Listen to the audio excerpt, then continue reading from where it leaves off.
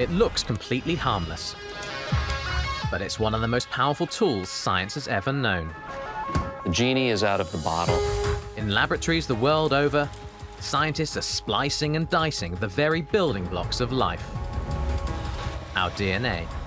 This is the time to talk about it. For the first time in history, we can transform every species on the planet. For better, we can get rid of malaria and tick-borne disease and all sorts of other incredible health problems. or for worse. What are we really doing? We're meddling about with nature's blueprint. Are we ready to start stepping across a line? From bulked up beagles There will be super leagues with super athletes. to designer babies. You can write the ad copy. Choose hair color, skin color, eye color. It's all natural. It's DNA. The possibilities are endless. But whose voice is dictating what should be the design? Genetic engineering could save countless lives, but how do we contain it? There's a whole world out there. You don't know what they're doing. Some boxes should be left closed. It's happening.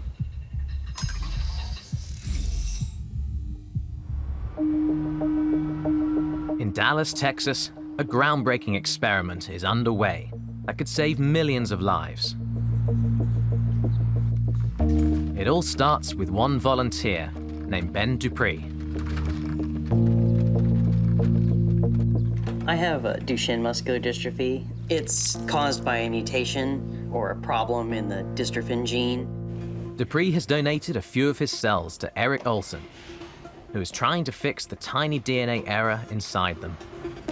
Every cell in the human body has 6 billion letters of the DNA code. That's the number of letters in all the words in 1,000 Bibles. And think about one misspelled word in a stack of 1,000 Bibles due to one wrong letter. That one letter error can put a boy in a wheelchair. My disease causes muscle weakness, along with breathing and eventually cardiac problems. The disease has been eating away at Dupree's muscles since birth. As a young boy, he had trouble walking. At 14, he was in a wheelchair.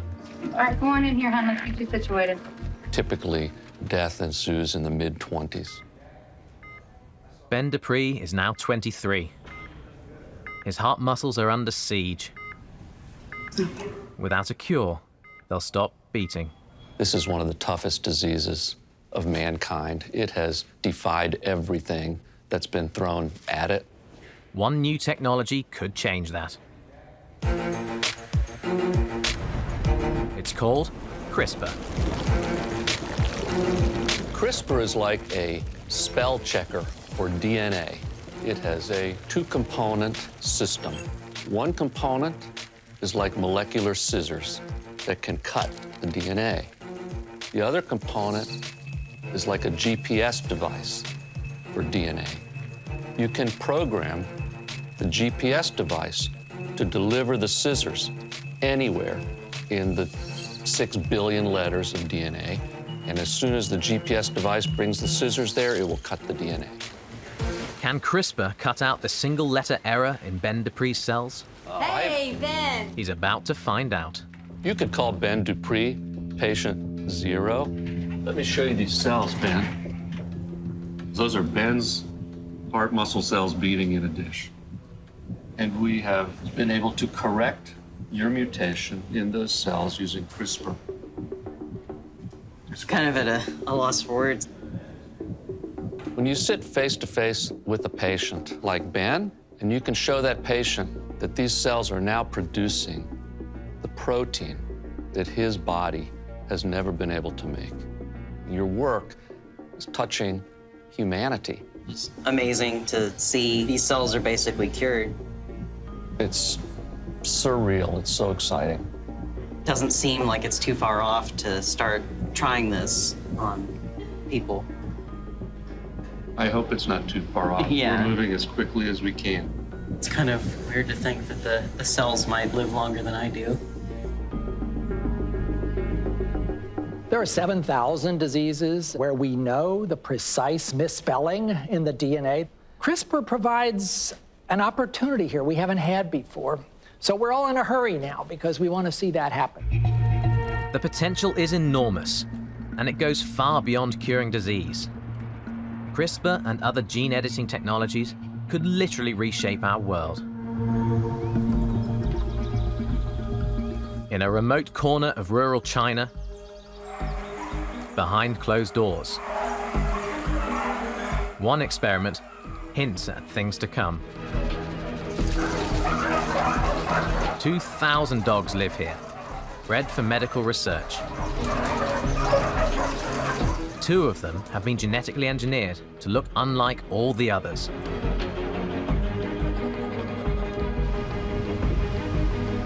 Geneticist Liangzhu Lai is on his way to see his laboratory creations. Lai removed a gene called myostatin from beagle embryos. The gene inhibits muscle growth. 我们用 CRISPR 对这2只狗进行了这个基因编辑。 Meet Hercules. He has twice the normal amount of muscle mass. Put him beside an ordinary beagle, and the difference is plain to see. This research could also lead to new treatments for muscle diseases in humans. But the CRISPR dogs have other uses. They could be bred for profit.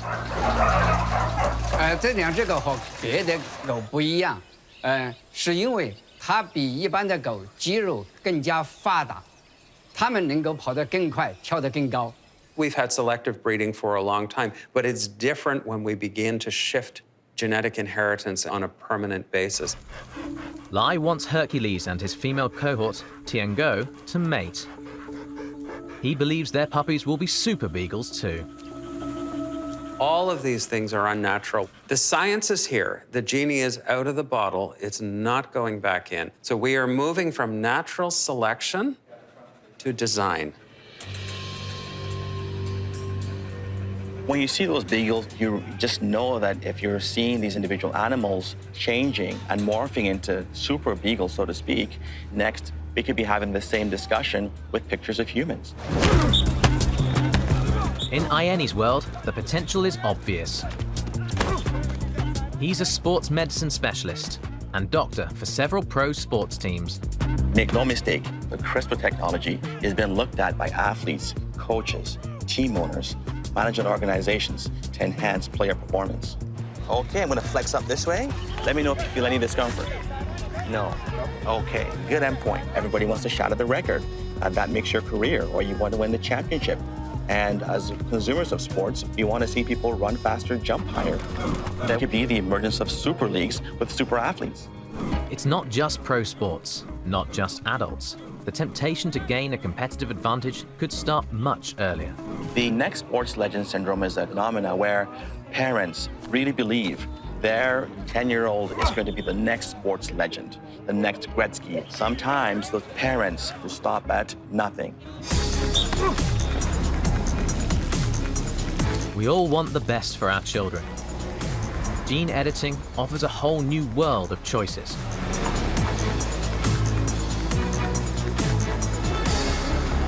John Zhang is a rock star in the world of fertility with his own upscale Manhattan clinic. His research alters DNA at the very earliest stage, when egg meets sperm.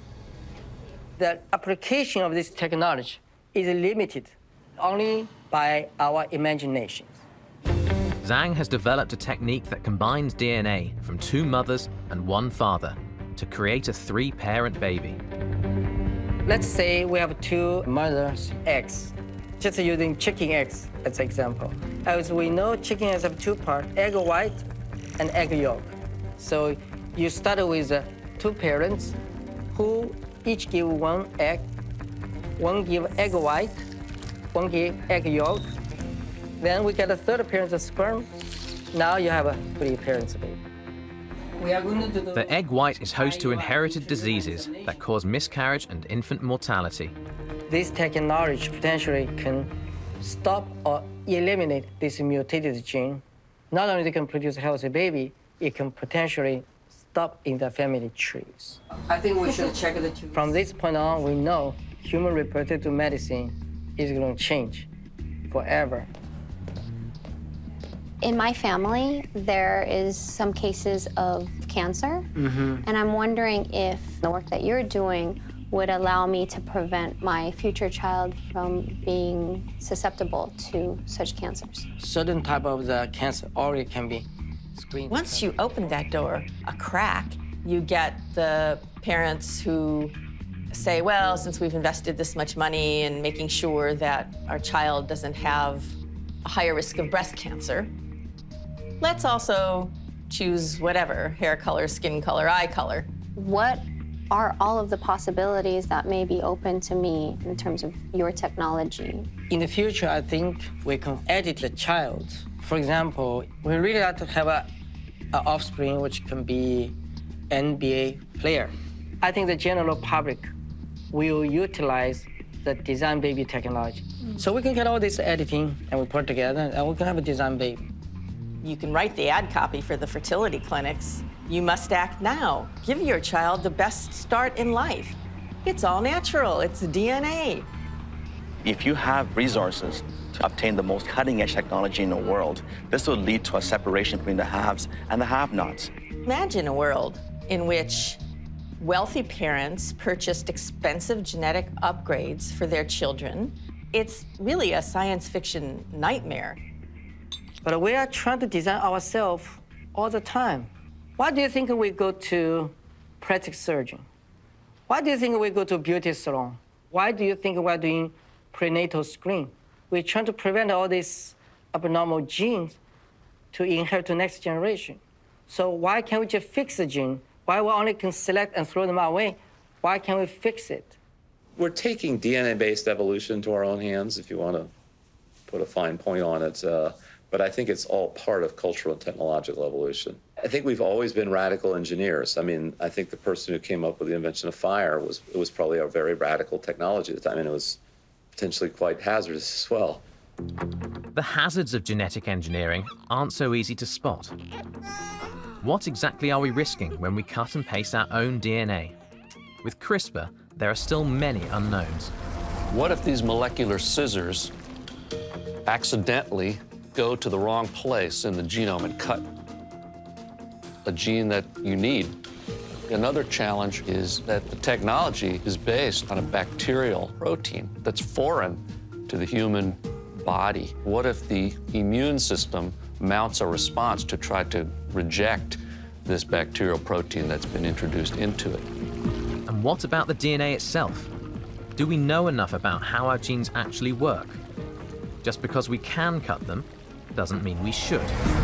There are genes that have been discovered 30, 40 years ago, and we still don't know what they do. It's kind of like a human being. Like, we don't just stay in our bedroom. We have a job, we interact with other people. And so if you remove any one gene, you're impacting all those other avenues. And if we go snipping and cutting it, then what are we doing? Despite the question marks, the research surges on. Pablo Ross is trying something completely different. He's mixing human DNA with farm animals.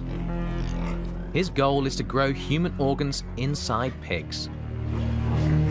Being able to generate human organs in an animal has the potential to save millions of lives. These pigs, just regular pigs that nowadays are being grown to provide meat and bacon for breakfast, could also provide life-saving organs. The organs would be custom-made, grown from your own stem cells. He starts by injecting a few human stem cells into a pig embryo. Here we have the embryos. We also put some human cells that are the small dots on the screen. So I'm going to pick up some cells.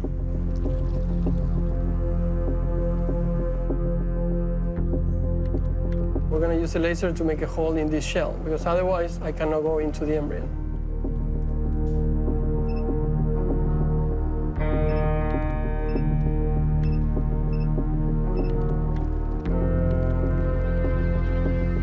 We can put the cells in there.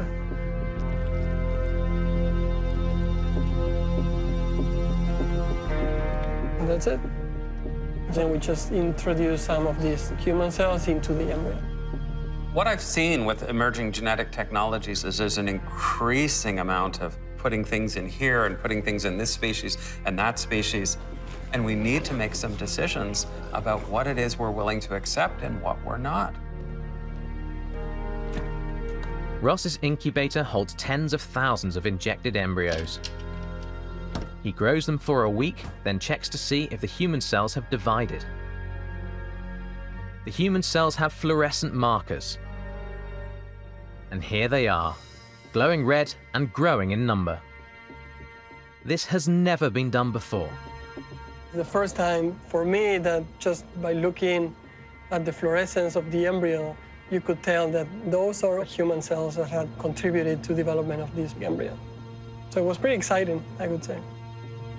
In Ross's future world, animal farms will produce an endless supply of human hearts, livers, lungs, and pancreases. If it seems like something in a sci-fi novel, it is. In 2001, when I started writing the book, the pigoon, it was an imaginary thing. It's a nickname for the larger than normal pigs in my novel, growing multiple kidneys and livers were transplanted to human beings. But now that we have CRISPR, this is now something that is happening. In my book, they have also grown some human brain tissue in the pigs. Maybe not such a hot idea, since pigs are very smart anyway. What are we really doing? We're meddling about with nature's blueprint, and I don't know that we ethically should be doing that.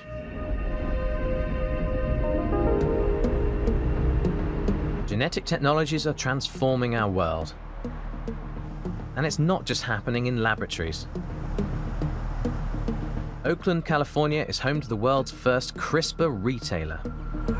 We are shipping out orders to people who have purchased our kits from our website. These are CRISPR and other genetic engineering kits that will let people genetically modify organisms in their home. The kits let people play around with DNA, inserting a jellyfish gene into bacteria, for example, to make it glow.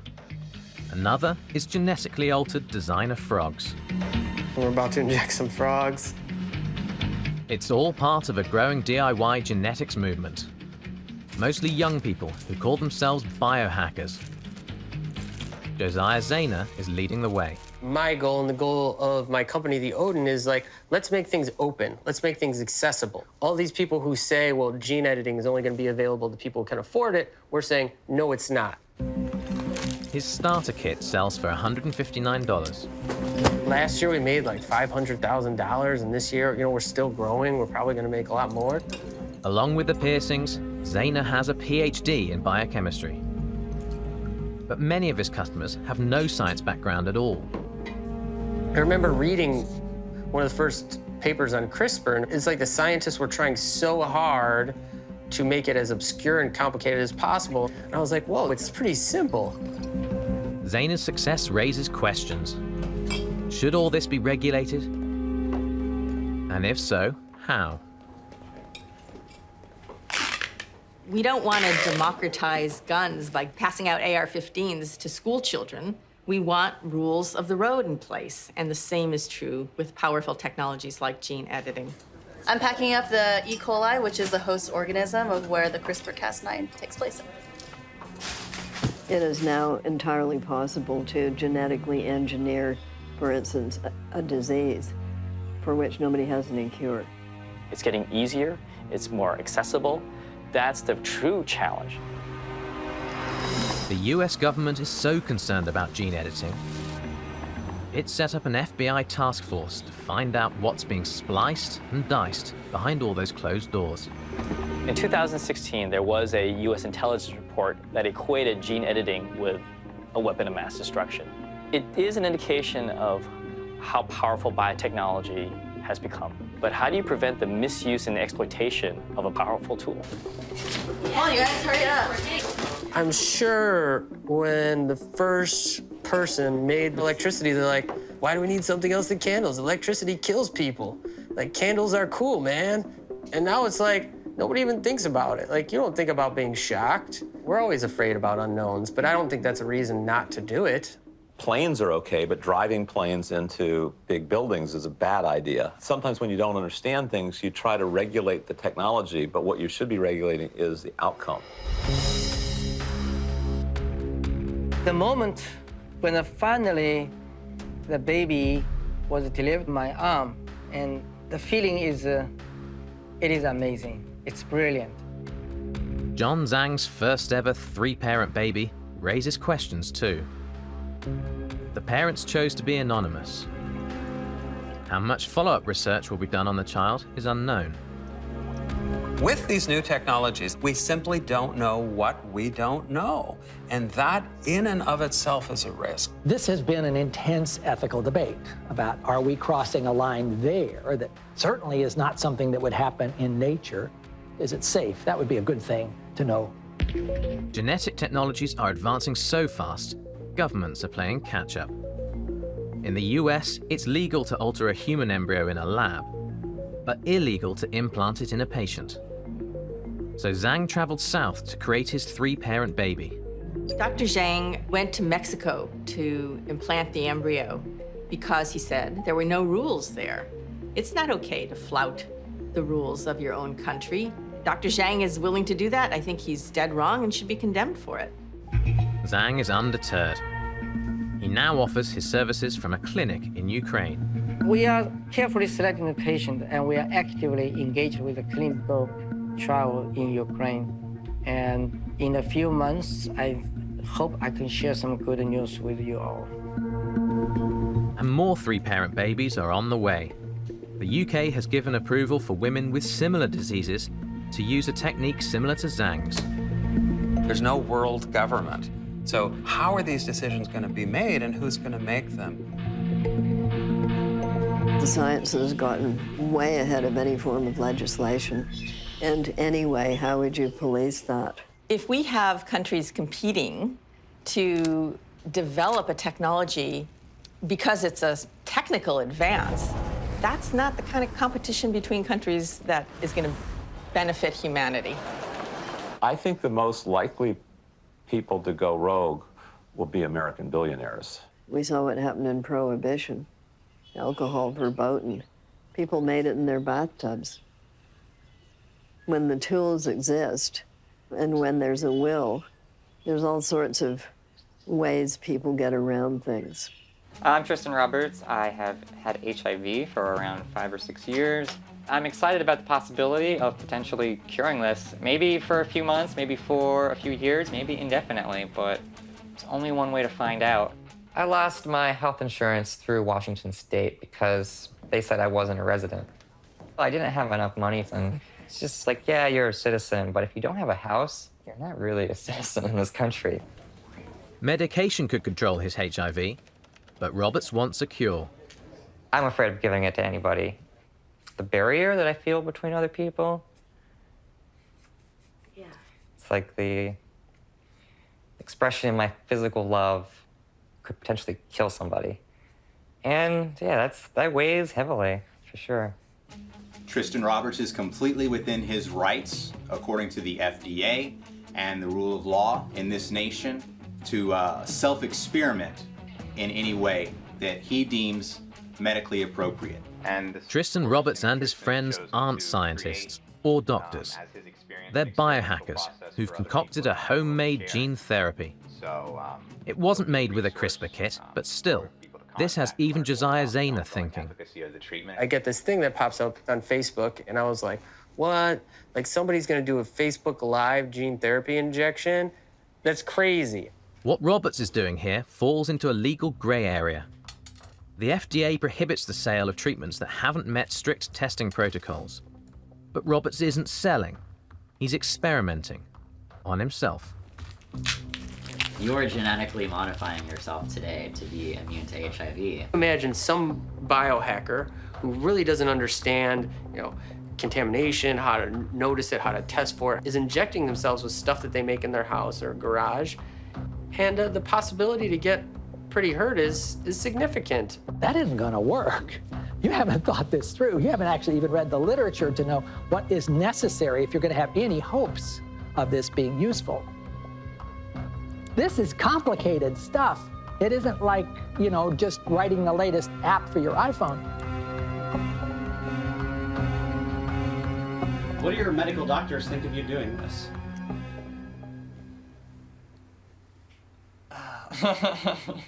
Do they? Yeah, I haven't talked to them. New technologies have given us unprecedented power to manipulate DNA. And it's not just human genes. The entire natural world can now be engineered. I think there are much bigger problems than what human beings are doing to human beings. The big question to me is, what are we doing to other life forms? CRISPR opened the floodgates to modifying the genomes of everything. This is a tidal wave of technology that is going to consume and touch every aspect of biology. Kevin S. Veltz broke open the floodgates. With an idea so powerful, science is still catching its collective breath. I was walking through a park, looking at all the different organisms. I saw a turtle that day in the water. And I wondered, are any of these ever going to be edited? If we were to edit that turtle, then it wouldn't reproduce as well as the wild turtles. But then I thought, well, wait a minute. What if we, instead of editing the genome, we teach the genome how to do genome editing on its own? Called an engineered gene drive. And it does much more than slice into DNA. It gives animals a set of genetic instructions so their genomes can edit themselves and their offspring. Now humans have the ability to change the course of evolution. Wouldn't it be lovely if we could tweak mosquitoes so they don't spread disease? The key to the gene drive is that it's self-replicating. The edited mosquito always passes the altered gene to its offspring. Even when it mates with an ordinary mosquito, the next generation will inherit the new gene. And so on, and so on. Until the new gene takes over a population. No one had imagined that we would be able to edit entire wild species. That concept was absent, even from science fiction. We could get rid of malaria and tick-borne disease and all sorts of other incredible health problems. And it could all start here, off the Atlantic coast, on the island of Martha's Vineyard. It's paradise, except for the ticks. This little tiny, nasty little bug is gonna infect the whole world. My 4 brothers and a sister, and my mother and father, and my wife, she's had Lyme disease like 3 or 4 times.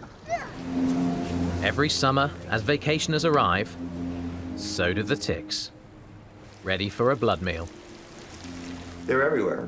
They love to hang out in the beach grass just as people are coming through. And so it's all done stealthily, surreptitiously. You can't feel the tick bite. They actually rest waiting for something hot to come by, and then they jump, and then they dig in, and then they start sucking. The ticks carry more than a dozen diseases that make us sick. The most common is Lyme. Relax. Take care of your thought. You can be 2 months old, or you can be 98 years old, and if the tick gets on you for a blood feast, then you can have Lyme disease. And so how are you doing in general? I'm having a harder and harder time walking. Yeah. Every year, 300,000 Americans are infected with Lyme disease. Something that was so tiny I couldn't even see it makes me lie on the floor gasping for breath and almost kills me. I'd love to see Lyme disease eradicated. Good luck on it, though. I mean, what a monumental task. Esvelt's team is game to try. Let's go. Their target is not the tick. It's the white-footed mouse, the primary carrier of Lyme disease. I think there's a mouse in there. The mice pass it on to the ticks, and the ticks pass it on to us. Yep, look at that. Esvelt wants to engineer disease-free mice in the lab, then release them and let the gene drive go to work. If you talk to people who are suffering from Lyme disease, you want to do something about it. But there are people on the island who say, well, you don't know what you're doing. This is Frankenmouse. He's gonna, could become a monster. What's gonna happen when they get out in the wild? We'll see, I don't know. Frankenmice to the east Franken pigs to the west. In California, Pablo Ross is pressing forward. He's implanted his genetically engineered embryos into surrogate sows. We transfer 40 to 50 embryos in each pig with the hope that we're going to obtain 10 to 15 fetuses from them. And there is one right here. And so that one is pregnant.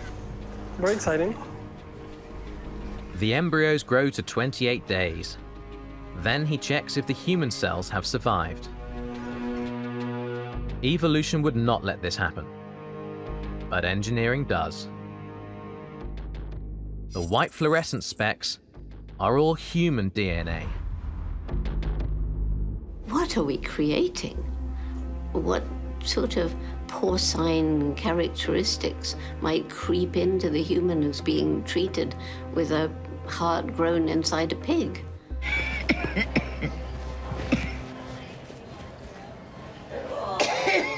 People who aren't in my situation, they would not understand.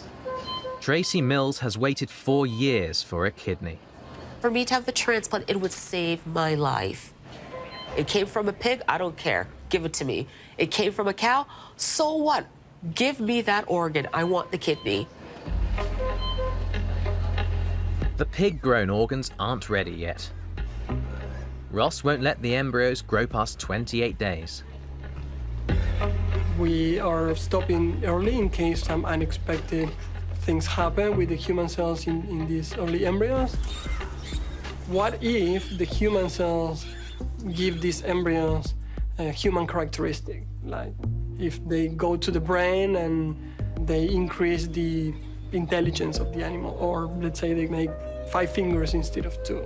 We don't expect that's going to happen, but we do have to determine and measure that, because that could blur some of the lines of what it is to be human. Nobody wants a talking pig. These unknown things involving animals, there's something quite terrifying to us about that.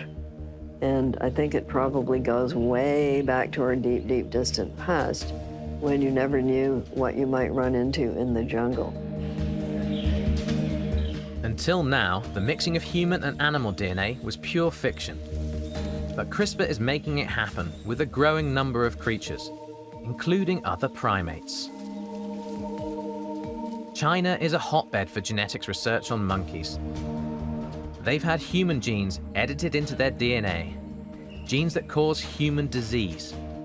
Western researchers often collaborate, running their own experiments on these transgenic monkeys. China have better funding, and the animals are less expensive.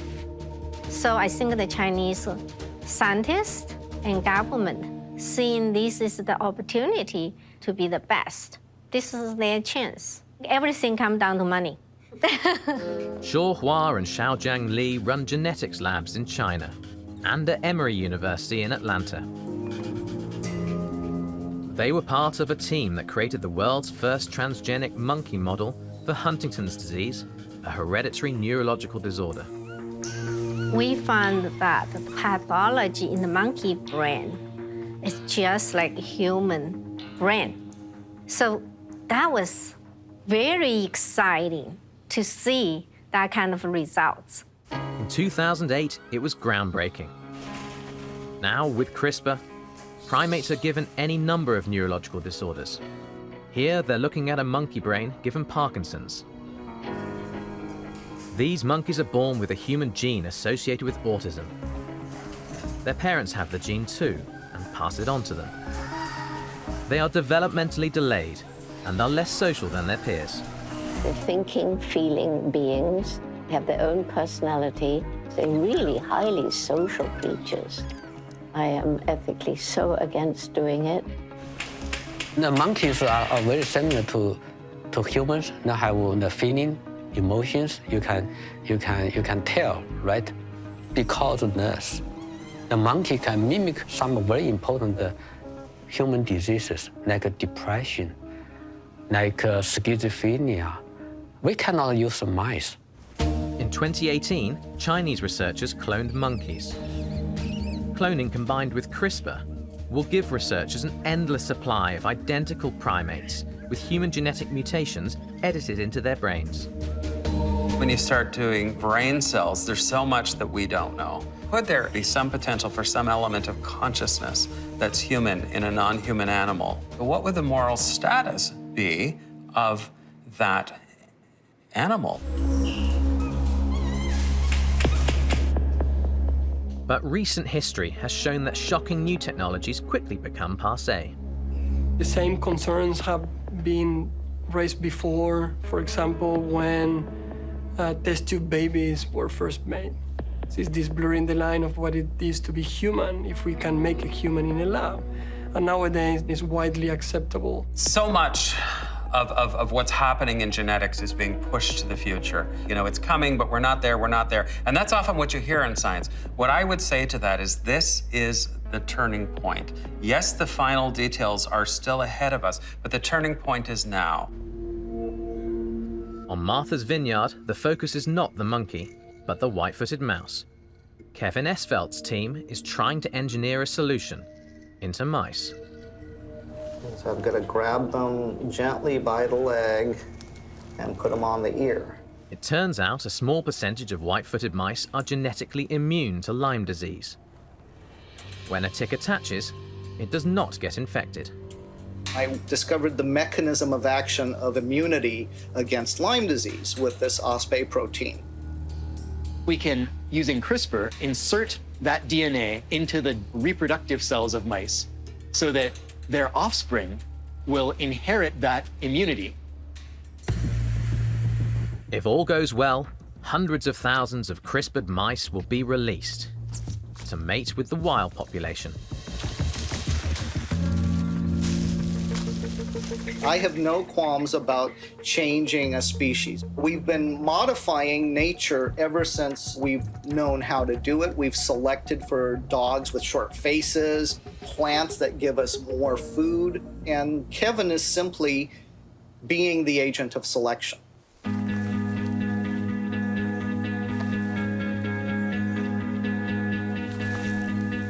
When you're in the rainforest, you absolutely get the feeling of the interconnectedness of all life, where every single species, no matter how insignificant it seems, can actually be playing a very important part. And now we want to mess about with the genetics of species before we really even understand the complex nature of the ecosystem itself. Esvelt knows the stakes are high. He wants every island resident to know too. He sees community awareness as the most important part of his work. Would that give mice an ecological advantage? And what problems would that cause in the environment? It's a great point, and that's sort of the number one concern when you're thinking about engineering something for the wild. And as far as we know, the answer is no. So when I first told my mom, we want to release these mice onto the island, first, she was like, there's no way. But then I told her all of the key points and how it wouldn't be dangerous. And then she was excited about it. So I think when it comes from the kids, I think that's also important. I think it's more important coming from you than it is coming from us. I don't think we have the moral right to do this kind of research in the traditional closeted way. If at any point the community says stop, that's it. Project stops, we walk away. Speaking as someone who invents new technologies and is terrified of things going wrong, I appreciate all of you keeping an eye on us. You are in charge of this project because you're the people who live here. I am responsible for whatever comes of CRISPR-based gene drive. And that is tremendously challenging because we can't always anticipate what those consequences will be. Every human tool has a good thing you can do with it, a bad thing you can do with it, and it's something that you didn't anticipate that people end up doing with it. As word spreads, in the absence of regulation, people will find their own reasons to give gene editing a try. So I know why most people come see me. You're coming to see me because you're interested in talking about having a baby. So why don't you tell me your stories? Scott and I met each other about 13 years ago. We worked in the same office. We started dating. We fell in love. And then we met Chloe, her and I were working very closely together and immediately became friends. And over time, this whole thing organically happened. We just feel that creating a child with all three of our DNA could just complete the family and make it whole. And so we're just kind of curious to see if that would be able to work, and if so, how. We're hearing about this type of technology called ThreeParent IVF, and I joke and I say it's not an orgy, people. Right? It's not. As soon as people hear that, they think that it's something sexual and there's 3 people in a room. No, it isn't. From a technical standpoint, that is something that theoretically is possible. But ThreeParent IVF is used to literally cure extremely debilitating diseases.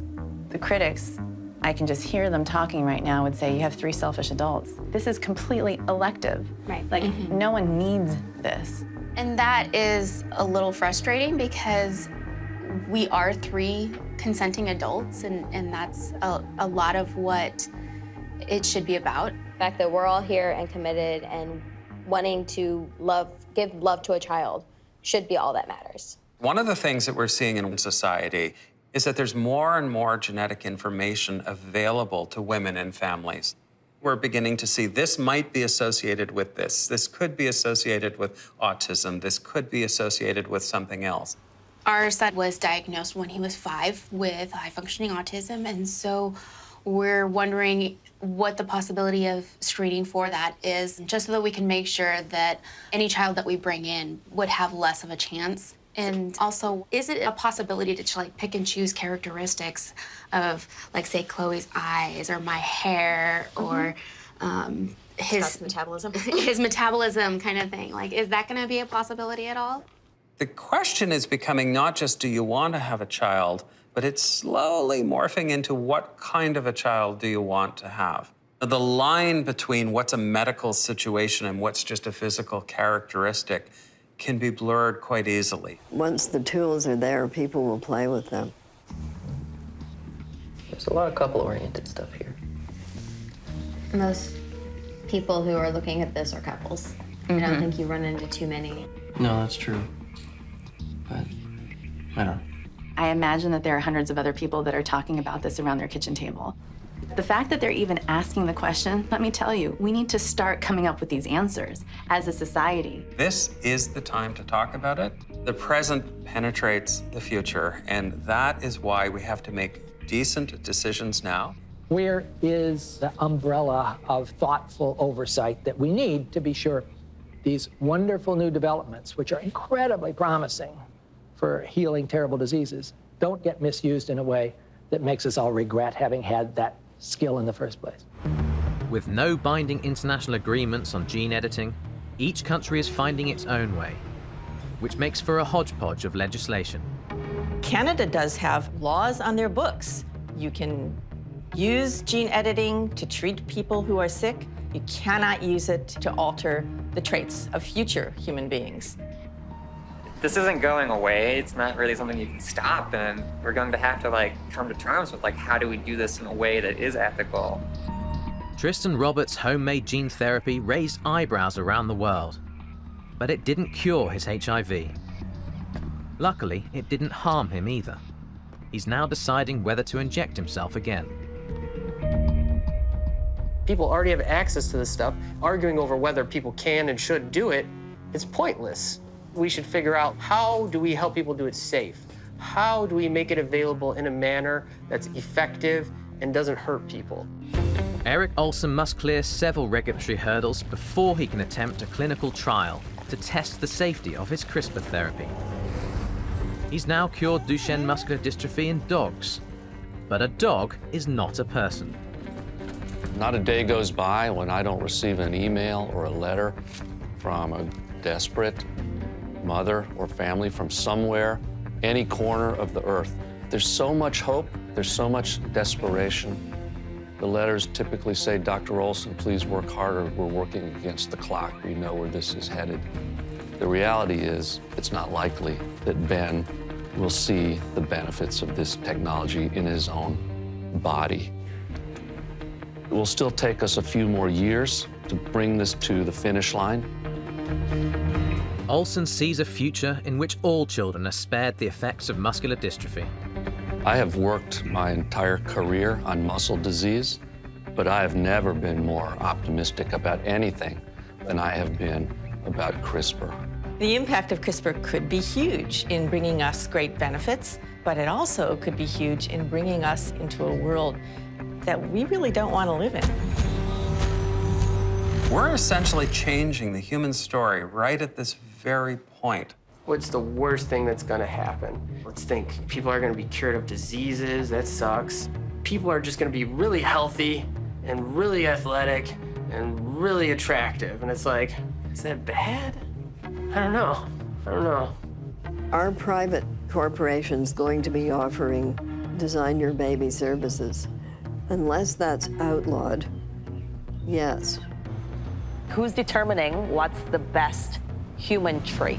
Is it someone that's blue-eyed, someone that's brown-eyed, someone with dark hair, someone with black hair? What I'm concerned about is not so much our hair color, but our neurodiversity. There would be a great tendency to have everybody behave the same way, to cut off the extremes where actually many of our most creative and most productive individuals come from. Who's going to make those determinations? Who is the God with all-seeing wisdom? In a way, I think we're not playing God. We are helping God. Sometimes God is too busy. S. Velt is so wary of the powers of his gene drive technology, he's now developing an undo button in case it all goes wrong in the wild. Until it's ready, he's urging scientists not to use his own creation. Some boxes should be left closed. Some boxes should stay closed, but you do not have the power to determine who can or cannot open that box. There's a whole world out there. You don't know what they're doing. And what keeps me up at night is the question of what's next. The future of our civilization will primarily be determined by the technologies that we invent and the wisdom with which we choose to use them. More than technological power, it is wisdom that we need.